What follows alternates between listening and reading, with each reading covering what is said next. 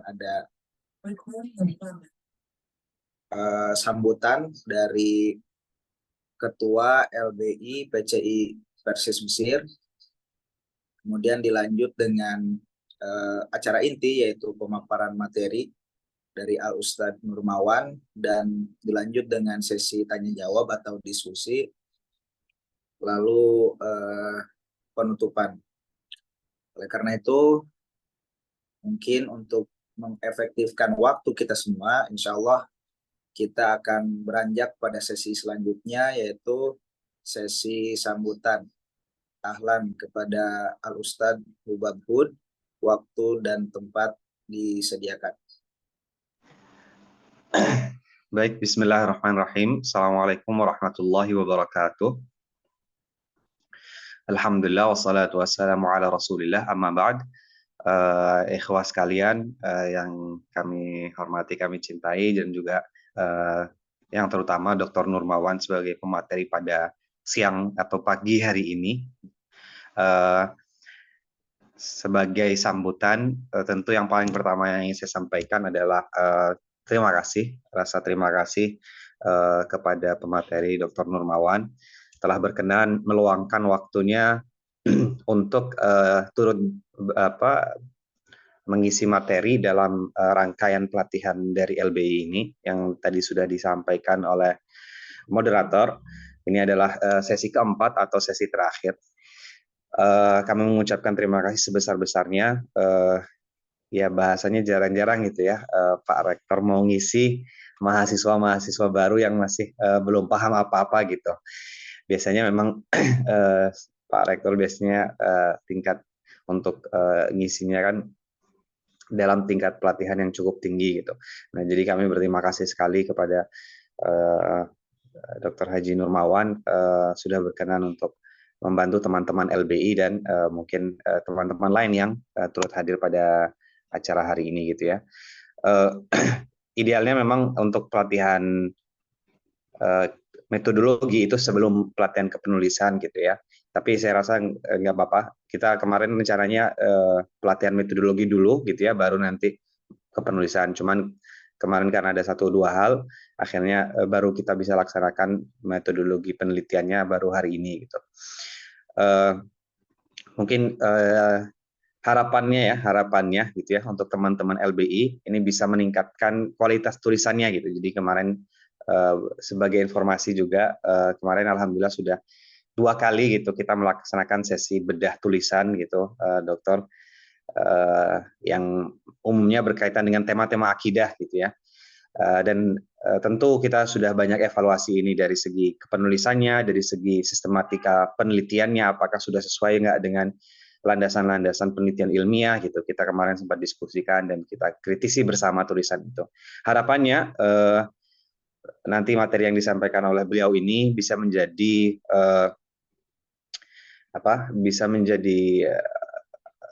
upgrade buat kita semua, sehingga nanti tulisan-tulisan dan kita semua yang ada di LBI khususnya ataupun teman-teman yang hadir secara umum, kualitas dan skill penelitiannya itu semakin meningkat, yang akhirnya skill penelitian ini digunakan untuk kepentingan Islam wal muslimin. Mungkin itu sedikit sambutan dari saya. Sekali lagi saya mohon maaf kalau ada kurangnya atau ada kekurangan dari acara ini. Aku qauli hadza. Wassalamualaikum warahmatullahi wabarakatuh.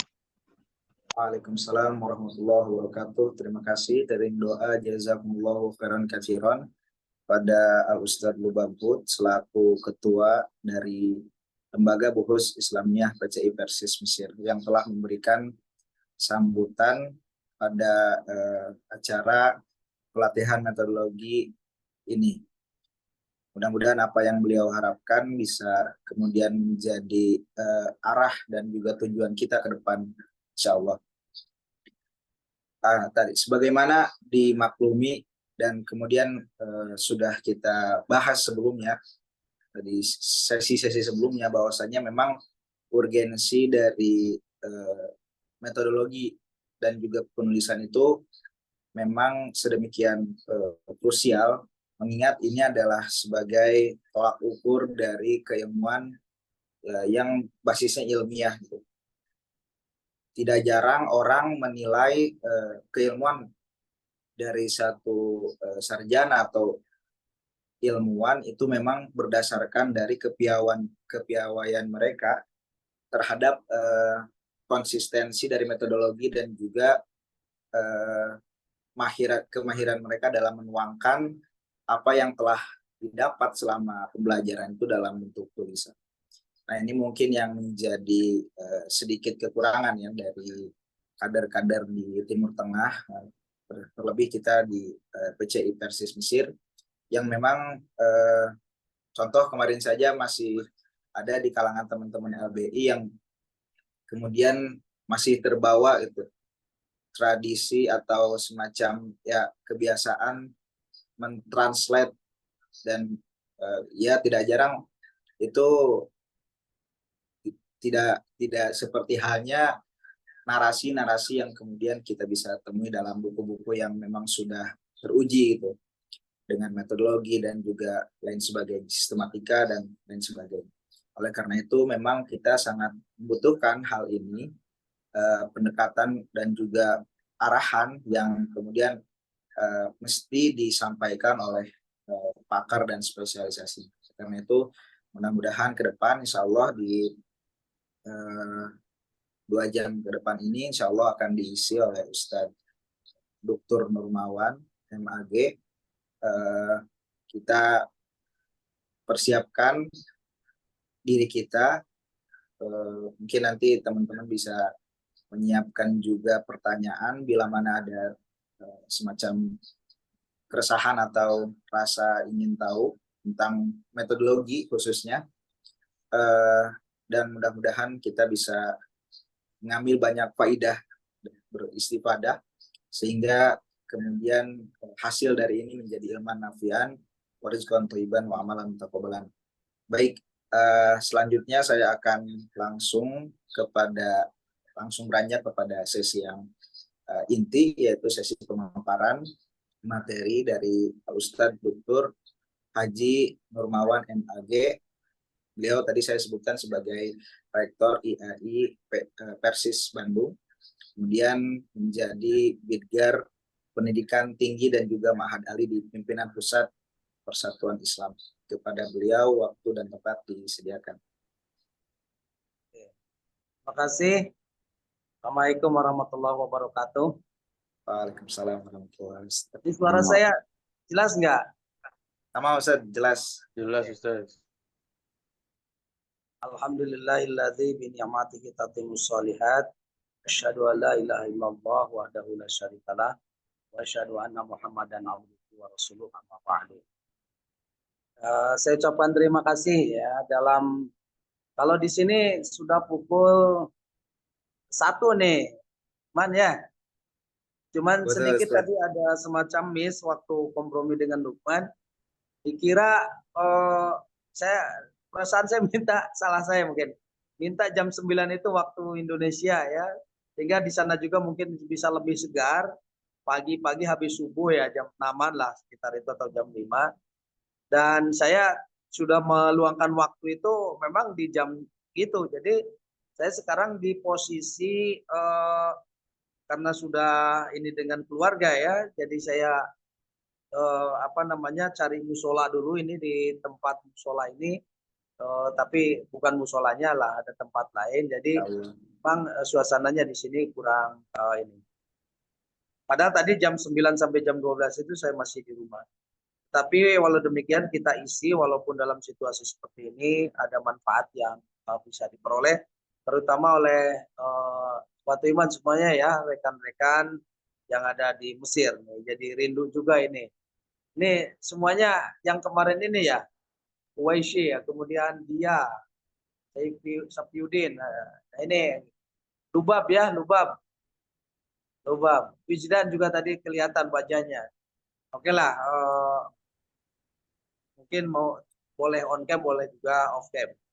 Pertama, saya ingin sampaikan memang tadi suatu semacam kebanggaan dan juga mungkin bagi saya suatu hal yang sangat menarik karena walaupun bagaimana ada gium kalau bukan stigma ya bahwa tradisi di kuliah di Timur Tengah itu lebih kepada aspek yang sifatnya hafalan, tapi metodologi katanya kurang. Nah, ini sesuatu yang memang terlepas dari apakah itu benar atau tidak, tetapi juga menjadi bagian dari hal yang menurut saya harus menjadi bagian hal yang kita perhatikan ya. Nah, betul memang ini fakta di lapangan ya. Kalau saya sebagai dosen itu sering melihat kalau misalnya membandingkan antara dosen-dosen yang sebut saja produksi dalam negeri gitu ya, yang dari UIN S1, S2, S3 atau dari Unpad ataupun dari ITB. Kemudian juga ada alumni-alumni dari Mesir, dari Timur Tengah, dari Sudan, dari Makkah dan Madinah. Maka saya sering pertama kali itu ngecek sudah punya jurnal berapa gitu ya, sudah dimuat di apa saja. Nah, ini yang sering kali ini kalau dari alumni-alumni yang dari Timur Tengah ini agak sedikit kelabakan gitu ya. Jadi hanya ada mungkin beberapa saja yang kreatif menulis gitu ya, seperti itu. Nah, ini oleh karena itu acara ini bagi saya merupakan suatu hal mungkin ingin menepis ya semua persepsi yang tadi saya sampaikan. Saya juga memang ke dosen itu ini sebelum saya membahas ya supaya menjadi perhatian semuanya. Ke dosen juga sering mengatakan Anda jangan petantang-petenteng mengaku sebagai dosen kalau di Google di Google Scholar Anda itu tidak ada apa-apanya. Karena sekarang itu menjadi kesaksian banget untuk seorang intelektual bahwa dia untuk menunjukkan dirinya sebagai akademisi itu lihat saja karya di Google Scholar-nya seperti itu kan. Nah, ini yang memang harus di. Dan juga ada teman dosen juga sering mengatakan kalau dosen itu hanya bisa ceramah di depan kelas, apa bedanya katanya dengan tukang obat. Nah, seperti itu. Nah, ini suatu sindiran-sindiran kepada dosen yang memang tidak memiliki produktivitas di dalam menulis. Ya. Nah, sekarang kita ingin memulai atau kita sepakati dulu bahwa seorang intelektual itu, seorang akademisi itu adalah seorang yang menulis, seorang yang meneliti. Bahkan saya sering kepada para dosen itu, apa bedanya dosen dengan guru? Kalau dosen itu adalah, kalau guru itu adalah guru yang mengajar dan meneliti. Tapi kalau dosen itu adalah peneliti yang mengajar. Nah, itu kata kuncinya. Kalau dosen itu adalah peneliti yang mengajar. Karena dia harus menyampaikan banyak ilmu hasil riset, hasil penelitian, seperti itu. Jadi sangat menyatu sekali sebenarnya antara penelitian dengan seorang dosen. Antara penelitian yang kemudian juga berefek pada penulisan, itu merupakan sesuatu hal yang tidak dapat terpisahkan menjadi di dalam diri seorang dosen. Ya. Nah, oleh karena itu, saya ke teman-teman di PC ini, mumpung Anda semuanya ini dalam posisi masih fix berpikir, masih masih stamina berpikir, stamina mempelajari ilmu-ilmu yang sifatnya metodologi, terutama di dalam penelitian ini masih sangat kuat. Saya pikir manfaatkan ya. Jadi apa nanti plusnya yang bisa diperoleh dari angkatan Anda ini, misalnya memiliki basic pengetahuan atau punya bahan, punya penguasaan metodologi yang bagus. Ditambah dengan penguasaan ilmu-ilmu Islamic Studies, terutama kajian turos, bagaimana yang kita pelajari di Mesir. Jadi kalau saya boleh berharap, jadi coba dikawinkan ya, dikawinkan lah. Disatukan, dipadukan, dikombinasikan antara tradisi berilmu di Mesir dengan penguasaan kitab-kitabnya, kemudian juga dilengkapi oleh kemampuan kita semuanya, kemampuan Anda terutama di dalam menganalisa sehingga melahirkan sebuah karya-karya intelektual ya, karya-karya yang dimuat. Dan harus dipahami juga bahwa standar-standar intelektualitas seseorang itu ya diantaranya meneliti kemudian dipublish, dibaca orang.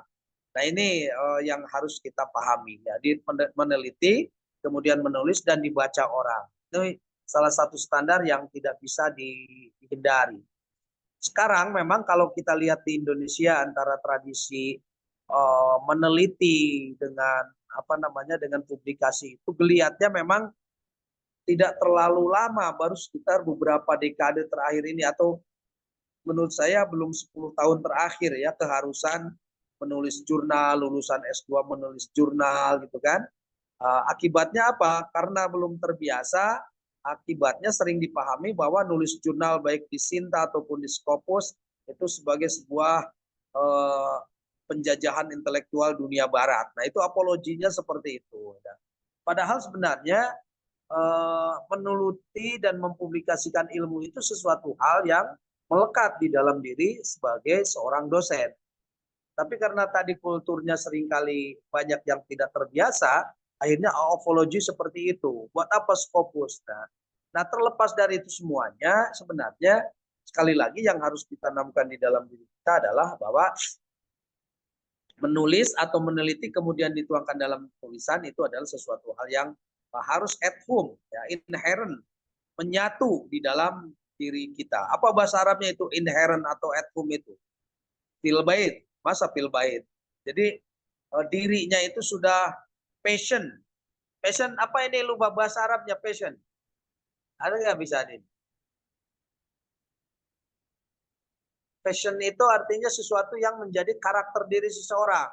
Kira-kira itu dalam bahasa Arabnya disebut apa? Man? Halo? Ya, Ustaz. Nah, passion itu menjadi apa? Kira-kira dalam bahasa Arabnya apa itu? Ada nggak istilah yang bisa memadukan itu? Oke, kita lanjut ya. Nah, saya langsung saja ke ini. Sebenarnya juga jangan diharap dengan pertemuan seperti sekarang ini menjadi Anda paham betul ya, tetapi ini harus ditindaklanjuti dengan latihan-latihan. Menurut saya adalah kata kuncinya coba menulis ya. Menulis nggak apa-apa menurut saya dengan bahasa Indonesia dulu, nanti proses transliterasinya kan sesuatu hal yang bagi Anda sudah biasa menurut saya.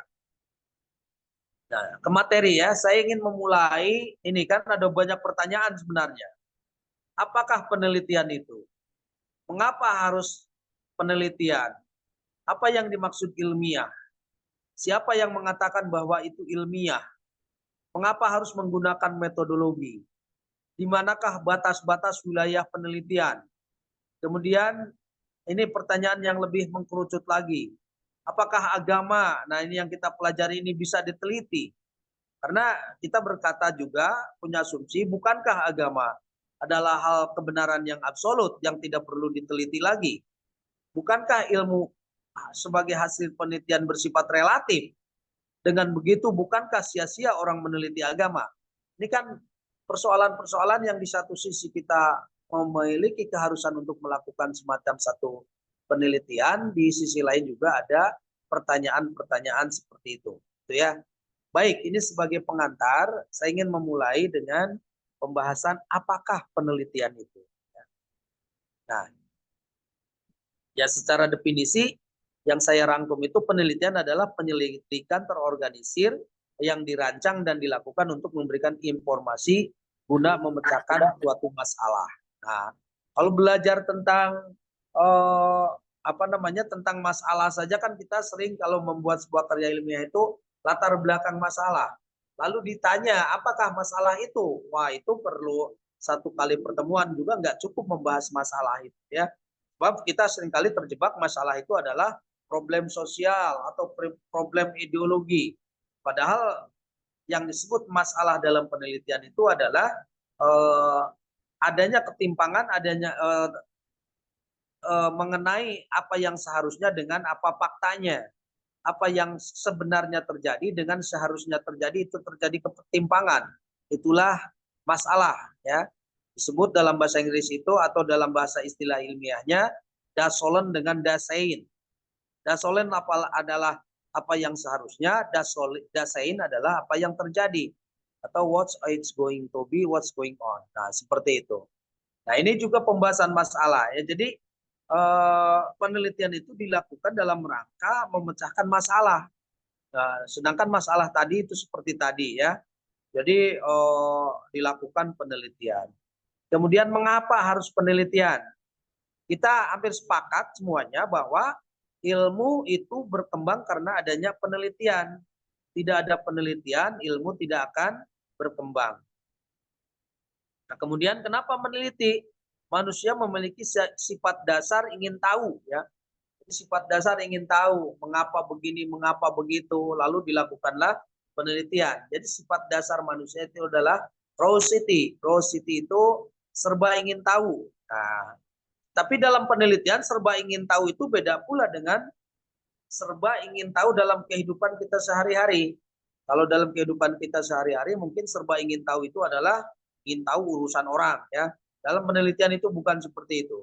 Jadi ada semacam tingkat keresahan ketika ada sesuatu yang dia belum ketahui dan dia ingin mengetahuinya. Kemudian dengan penelitian berarti kita berusaha untuk memecahkan masalah ya. Dan juga dengan penelitian sebenarnya manusia dapat mengembangkan diri. Jadi gini sajalah contoh kecilnya.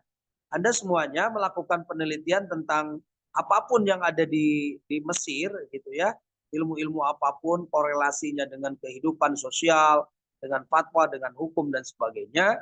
Dan kemudian dipublikasikan, direspon orang, kemudian juga dibaca orang, pasti Anda akan mendapatkan respon. Responnya itu baik membaca atau mungkin sekali waktu Anda diundang seminar dan sebagainya. Kan berarti itu berkembang. Maka penelitian itu juga berakibat dalam mengembangkan diri. Nah, kemudian apa yang disebut dengan ilmiah? Nah, kalau berilmiah itu sebenarnya kita kadang-kadang selalu terjebak ya dalam kata ilmiah itu. Padahal pengertian ilmiah itu sederhana ya. Memiliki atau mengikuti suatu konsep atau metode tertentu secara sistematis, konsisten, mendalam, kemudian objektif dan dipublikasikan. Itu berarti berpikir ilmiah ya. Berpikir ilmiah itu artinya atau disebut ilmiah itu karena mengikuti metode-metode penelitian secara terstruktur, secara sistematis. Nah, apakah Anda ketika mencari calon istri misalnya, kemudian mengamati, kemudian mencari tahu siapa orang tuanya, dari mana asalnya, apakah itu disebut penelitian ilmiah? Nah, ini itu supaya bisa membedakan apa penelitian ilmiah dengan hanya sekedar ingin tahu. Jadi kalau penelitian ilmiah itu ya penelitian yang mengikuti prosedur-prosedur yang harus dilakukan oleh seorang peneliti. Kalau mencari tahu bagaimana karakter calon mertua misalnya ya seperti itu. Nah, itu tidak disebut dengan penelitian ilmiah ya. Sebab nanti kalau penelitian ilmiah nanti Anda harus wawancara kepada calon mertua. Bagaimana persepsi Bapak tentang menantu yang baik misalnya ya. Nah, nanti malah nggak jadi, nanti dimarahin seperti itu. Nah, kemudian siapa yang mengatakan itu ilmiah?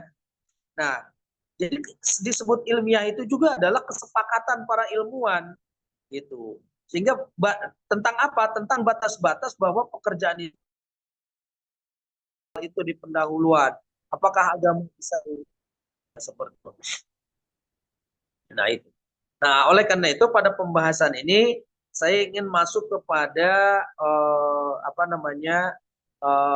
wilayah kajian penelitian agama. Dengan pertanyaan yang tadi, apakah agama bisa diteliti? Bukan benar absolut, bukankah relatif? Dengan begitu, bukankah sia-sia orang meneliti agama? Nah, problem ini yang menjadi problem baik di dunia barat maupun di dunia timur ya. Nah, maka bagaimana solusinya? Solusinya terhadap problem ini maka para ahli mengkaji ya. Dengan cara apa? Dengan cara ini saya persumus singkatnya saja, dapat dicarikan dengan cara ini. Pertama, objek kajian agama, dan kedua adalah pendekatan kajian agama. Kalau objek kajian agama berbicara satu, agama sebagai doktrin dan ajaran yang tertuang dalam kitab suci ya. Nah, ini berarti objek kajian agama. Kedua, agama sebagai fenomena sosial yang itu. Pertama, kita pisahkan dulu objek penelitian itu. Agama sebagai doktrin yang tertuang dalam kitab suci, atau agama yang tertuang atau yang ada di dalam perilaku termanifestasi. Ya. Kemudian problem yang itu tadi yang kedua adalah kajian agama.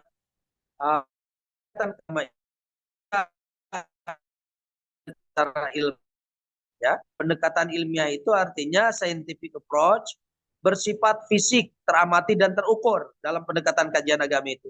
Dan juga ada pendekatan filosofi, pendekatan filsafat, yaitu bersifat metafisik, tak terukur secara empiris.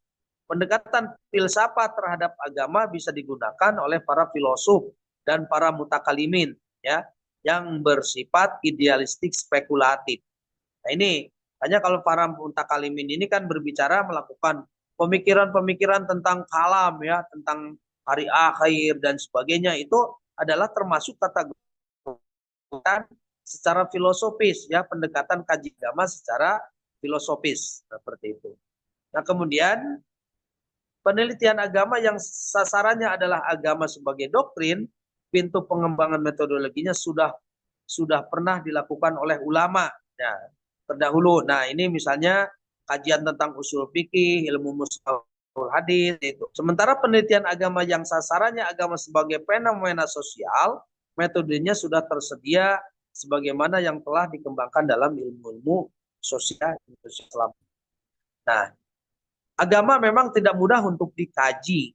Berbagai pendekatan yang digunakan dalam studi agama seringkali tumpang tindih. Tidak mudah untuk dibedakan antara dimensi doktrinal teologis dengan dimensi yang sifatnya kultural historis. Nah, ini, ya. Jadi memang selalu saja itu tumpang tindih. Cuman kita bisa melihat, ya, Islam sebagai objek kajian penelitian. Apa yang dikaji di dalam Islam sebagai objek kajian? Yaitu bisa dibagi menjadi pertama berupa ajaran, gagasan dan produk pemikiran. Ia bersifat yang seperti ini, yaitu yang termasuk kajian Quran, tafsir, hadis, ulumul hadis, syarah hadis, pemikiran, ya, seperti tadi ilmu kalam, teologi, filsafat Islam, kemudian fikih, bahasa dan sastra Arab. Nah, ini berarti termasuk dalam kategori wilayah penelitian kajian yang bersifatnya berupa ajaran, ya, produk pemikiran. Produk yang dimana tafsirkan termasuk dalam penelitian itu produk pemikiran. Syarah hadis juga demikian, tetapi bukan Qurannya. Berupa rangkaian peristiwa, institusi, organisasi, dan pola perilaku dalam kehidupan umat Islam. Nah, itu bersifat empirik. Apa ini yang dikaji? Peranata sosial, ya, lembaga-lembaga dakwah, sejarah, kemudian peradaban, pendidikan, dan dakwah. Jadi di sini mengapa juga kita lihat pada hari ini ilmu-ilmu keislaman itu berkembang? Karena adanya pemetaan, adanya pembedaan, adanya pengkajian, sehingga sampai ini agama ilmu-ilmu keislaman itu ulumuddin itu, ya. Jadi asalnya Al-Quran dan Sunnah, tapi kemudian dilakukan suatu proses penelitian, maka lahirlah perkembangan ilmu pengetahuan dalam agama. Itu sebagai pengantar, mudah-mudahan ini. Nah, nanti begini, kalau sudah paham, menurut saya ini paradigmanya dulu, konsepsinya dulu dipahami, lalu kita harus belajar langsung secara praktis apa kepada mencoba memformulasi menjadi gagasan-gagasan penelitian, apa yang menarik dari problem misalnya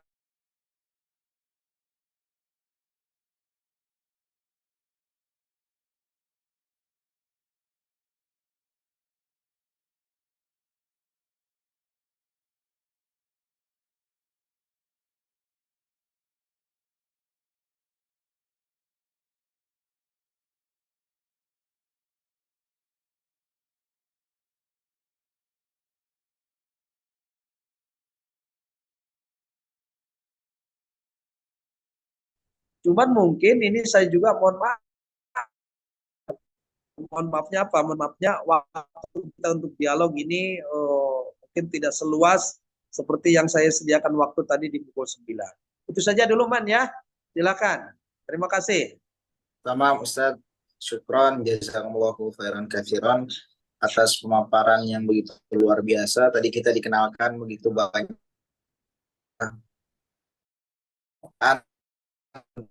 teman-teman. Ustadz Tian, ada penelitian, apa yang dimaksud dengan ilmiah, siapa yang mengatakan ilmiah itu, mengapa harus menggunakan metodologi, batasan-batasan dan kita terkait dengan apa metodologi dan juga penulisan. Baik, kita efektifkan waktu untuk sesi tanya. Saya insya Allah akan membuka pertanyaan teman atau ikhwah yang ingin bertanya terkait metodologi atau tentang penelitian ini, langsung atau kolom chat. Gil, silakan tafadhol. Satu-satu ya, takut karena saya tidak bawa catatan, jadi jawab kalau nanti ini. Baik Ustaz. Okay. Lukman, izin tanya boleh Ustaz Lukman? Ahlan Ustaz. Ya, syukur Ustaz atas materinya. Tadi mungkin yang menarik untuk saya tanyakan lebih lanjut tadi itu di bagian terakhir, Islam sebagai objek penelitian, di mana ada meneliti Islam dari segi ajarannya atau pemikiran-pemikiran ulama berkaitan dengan ajaran Islam itu sendiri. Dan ini ya pada akhirnya sifatnya deskriptif, normatif, dan mungkin bisa sampai analisis gitu. Cuman sedangkan ada juga yang sifatnya lebih berkaitan dengan ilmu-ilmu humaniora dan realitas sosial atau sejarah begitu yang tadi Ustadz sampaikan. Nah, saya sering mendapati gitu, yang cenderung di Azhar itu cenderung pasti arah penelitiannya yang nomor satu, Ustadz. Pasti arah penelitiannya yang nomor satu gitu. Jadi lebih mengkaji ajarannya dan karena kita tidak dibekali dengan metode studi Islam yang sifatnya penelitian lapangan yang dikaitkan dengan ilmu humaniora gitu. Biasanya kan kalau di Islamic Studies yang kontemporer itu ada pasti pengenalan terkait teori-teori sosial, teori-teori sejarah, cara membaca sejarah, dan dikaitkan dengan ilmu antropologi kah, ilmu sosial kah, dan seterusnya gitu. Sehingga membaca fenomena atau institusi atau organisasi atau apapun itu. Nah, sebenarnya yang jadi pertanyaan saya gitu, dalam ranah studi Islam sekarang gitu, saya seolah mendapati memang tren yang lebih dihargai gitu ya secara tidak langsung itu penelitian-penelitian yang sifatnya lebih dekat kepada ilmu humaniora, jadi lebih menyelesaikan problem-problem sosial gitu. Nah, apakah itu benar gitu sehingga kajian-kajian yang sifatnya murni literatur, murni tadi itu mungkin lebih mengkaji ajaran atau produk pemikirannya itu agak susah tembus gitu. Itu beberapa stigma yang saya dapat. Susah tembus dalam artian susah tembus publikasi gitu. Sedangkan ilmu-ilmu yang kajian-kajian yang lapangan yang kemudian dikaitkan dengan ilmu sosial dan humaniora itu justru yang lebih istilahnya lebih digalakkan dan lebih mudah tembus, bahasanya begitu, Ustaz. Itu mungkin Ustaz pertanyaannya. Ya, oke, terima kasih, bagus sekali. Man, langsung aja dijawab, Man. Ahlan Ustaz. Ya, betul. Jadi gini, kalau menurut saya tidak dalam arti ini ya, tidak berarti ilmu-ilmu atau studi-studi keislaman yang lebih mengkorelasikan dengan sosial itu lebih atau lebih disebut saja lebih bagus atau lebih apa. Itu mah saya pikir lebih kepada ya kalau kita misalnya dipublikasikan itu yang ditanya itu kan tingkat novelty. Tingkat novelty. Novelty itu apa? Kebaruan. Nah, seringkali kalau dalam penelitian, misalnya hasil penelitian itu ada suatu jurnal itu kurang tertarik untuk mengekspos, karena ini apa sih kebaruannya ini? Gitu kan seperti itu.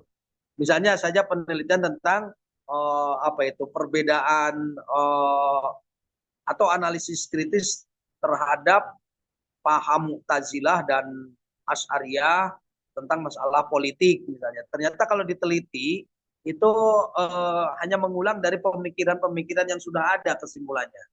Tapi misalnya begini, kalau misalnya memang seringkali karena kebutuhan juga ini ya bahwa misalnya implikasi pemikiran Mu'tazilah terhadap politik di misalnya konsepsi pemikiran teologi Asy'ariyah terhadap politik di Mesir misalnya seperti itu.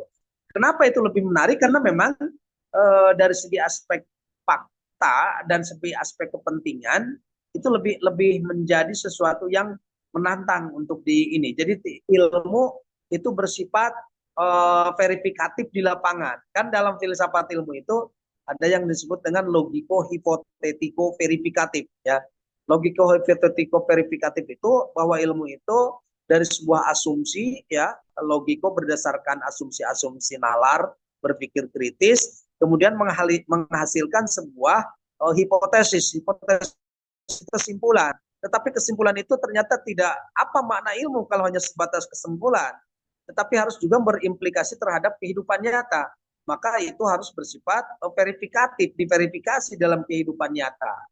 Nah, ini yang memang menurut saya coba kalau penelitian kita tidak hanya semata mengini ya, menelaah apa produk pemikiran saja gitu ya.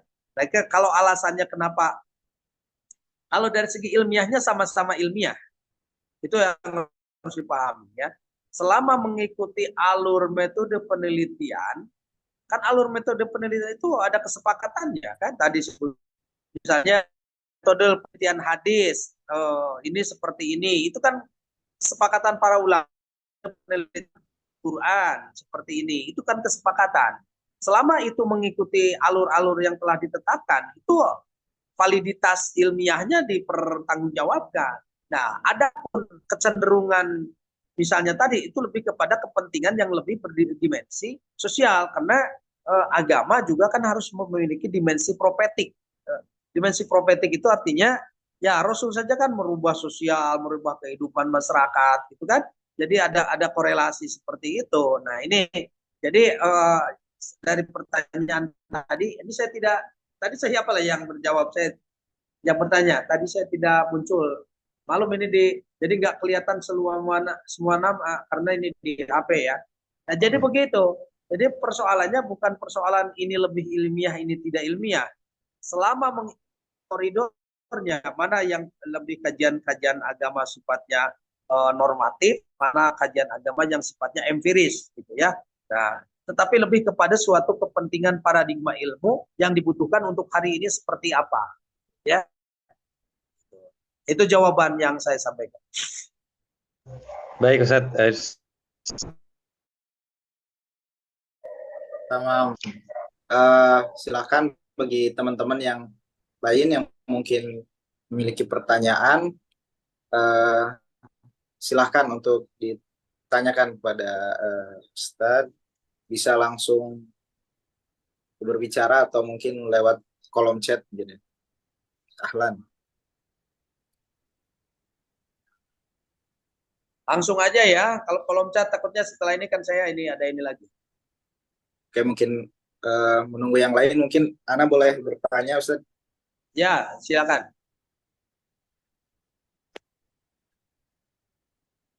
Oke, ada tadi kan menarik itu ketika ada bahasan tentang siapa yang kemudian mengatakan hal tersebut ilmiah gitu. Nah, ini kan bisa kita ambil pertanyaan yang sama ketika kemudian kita dihadapkan dengan contoh ada saling timbal balik atau respon yang ilmiah gitu dari dua peneliti gitu ya. Satu meneliti tentang misalkan tentang suatu permasalahan dan kemudian dibantah oleh peneliti yang lain.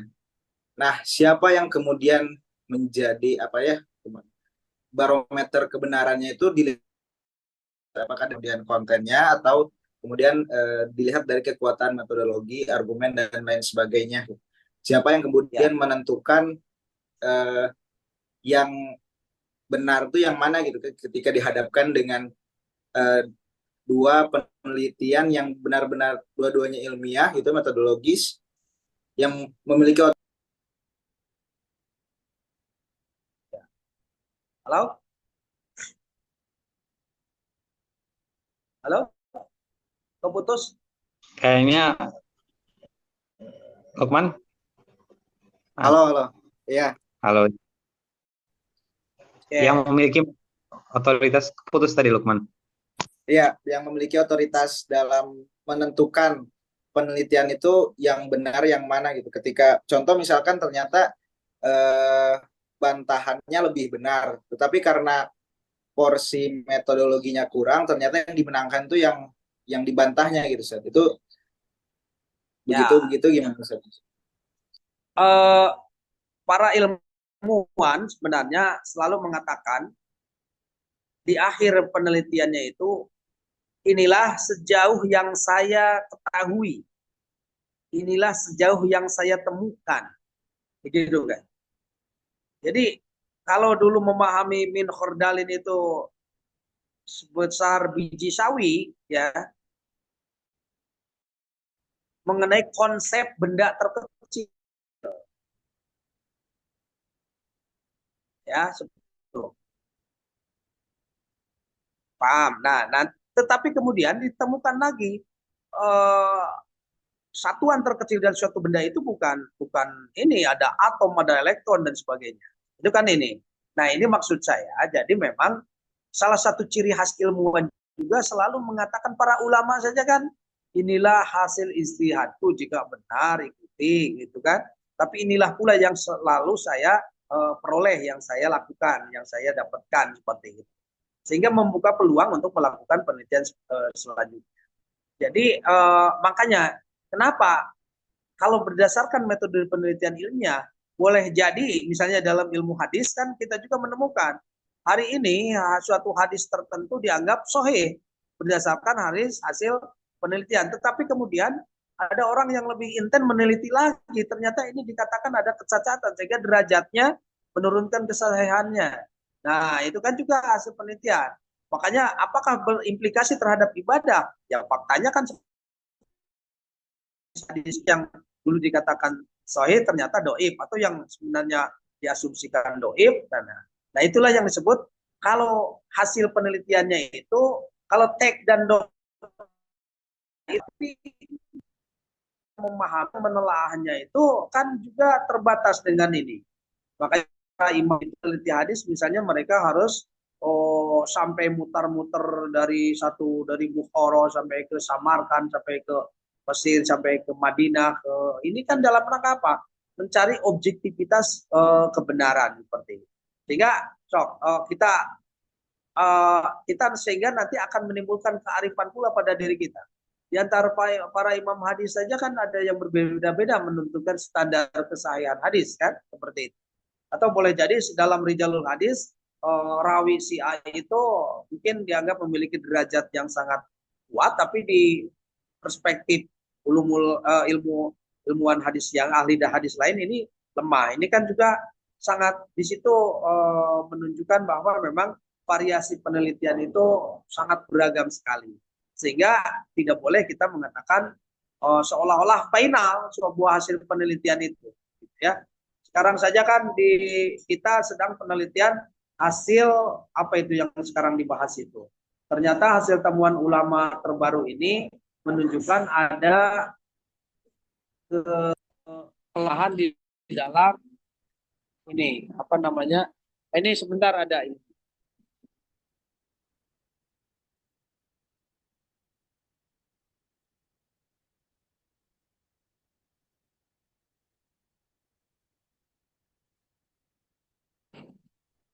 Halo?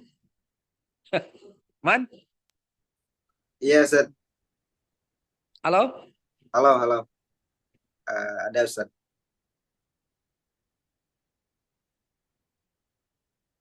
Begitu jawaban saya. Tamam, Ustaz. Syukron, jazakumullahu Mohon maaf khairan ya, katsiran. nanti bisa disambung lagi menurut saya lah dalam apa namanya dalam diskusi yang lebih rileks ya. Tetapi juga kalau ingin mahir di dalam penelitian, coba mulai dari membuat semacam catatan ya. Saya belum sampai pada langkah-langkah ya. Langkah-langkah mah ini aja lah, mulai dari latar belakang masalah apa yang menarik untuk diteliti. Itu saja. Kalau mau latihan betul-betul penelitian, coba dituangkan dulu dalam penelitian mengenai latar belakang, misalnya seperti itu. Tamam, Ustaz. Halo? Atur nuhun. Iya, halo. Terima kasih Ustaz. Teriring doa jazakumullahu khairan katsiran atas ilmu yang telah diberikan. Halo? Kita alhamdulillah. Halo Ustaz. Ini masih berjalan kita ini? Masih Ustaz.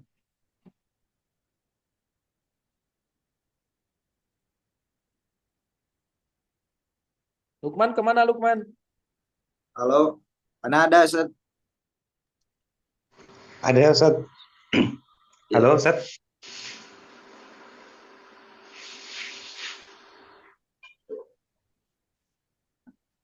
Mungkin Ya. sinyal di Ustaz Marwannya yang itu.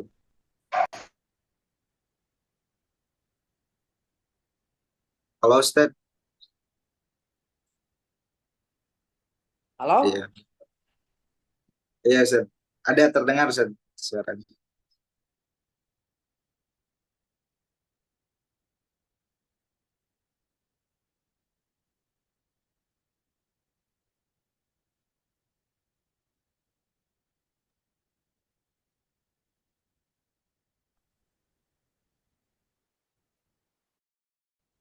Halo? Halo Ustaz. Halo Ustaz. Alhamdulillah. Kalau dari kita terdengar suaranya Ustaz. Halo? Udah ada lagi ya? Iya. Eh, baik, terima kasih Ustaz sekali lagi atas ilmu dan pemaparan yang begitu luar biasa dari awal sampai akhir. Kita sudah mulai tergambar dan tercerahkan mengenai apa itu penelitian, apa itu metodologi, apa itu ilmiah, eh, dan memang kajian atau pelatihan yang semodel ini yang membahas tentang metodologi dan penulisan itu memang tidak bisa kemudian instan diselesaikan dalam satu dua pertemuan, mungkin karena memang begitu banyak PR dan hal yang harus kemudian didalami. Oleh karena itu, karena mungkin keterbatasan waktu, juga mungkin Ustaz sedang berada di perjalanan, eh, insya Allah Ya. kita akan cukupkan saja pertemuan kita pada sesi ini. Dan ini mungkin Ustaz ada sertifikat penghargaan dari teman-teman LBI Persis Mesir pada Ustadz yang telah menjadi pemateri dalam kegiatan ini, kegiatan pengantar metodologi penelitian ilmiah. Sekali lagi terima kasih saya ucapkan kepada pemateri Ustadz Dr.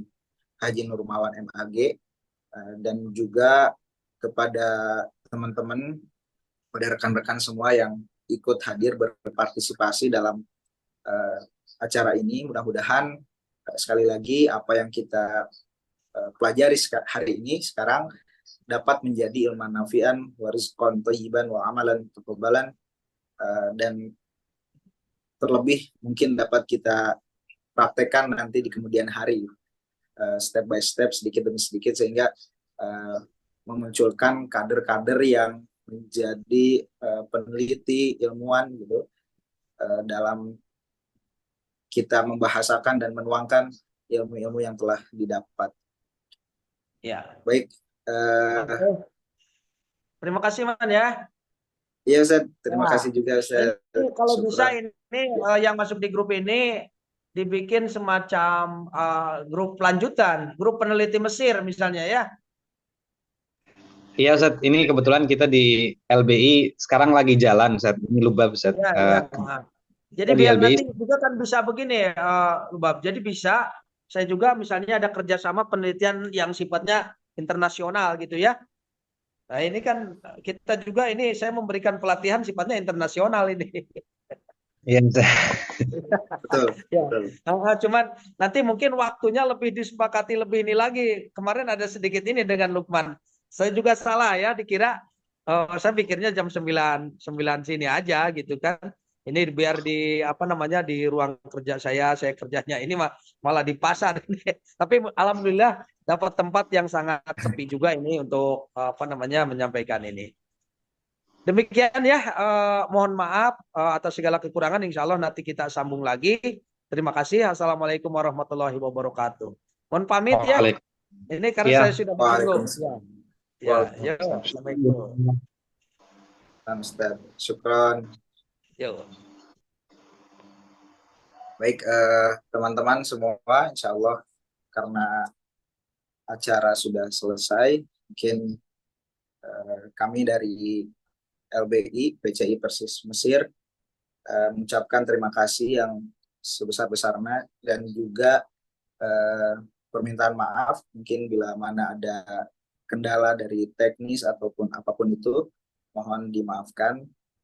Mudah-mudahan kita bisa bersua di lain kesempatan dalam rangka tetap tolebul ilmi atau mungkin silaturahmi ke depan. Jadi mungkin seperti yang tadi diamanahkan oleh Ustaz Nurmawan, mungkin grup tersebut bisa menjadi grup silaturahmi atau kemudian dikembangkan menjadi grup penelitian dan riset teman-teman gitu ya yang ada di grup tersebut. Mungkin demikian saya Lukman Al-Hakim selaku moderator pamit undur diri. Walafu minkum aqulu qouli hadza wa astaghfirullah li wa lakum. Assalamualaikum warahmatullahi wabarakatuh. Waalaikumsalam warahmatullahi wabarakatuh. Syukran, Lukman. Jazakumullah khair. Ahlan, mungkin bisa live.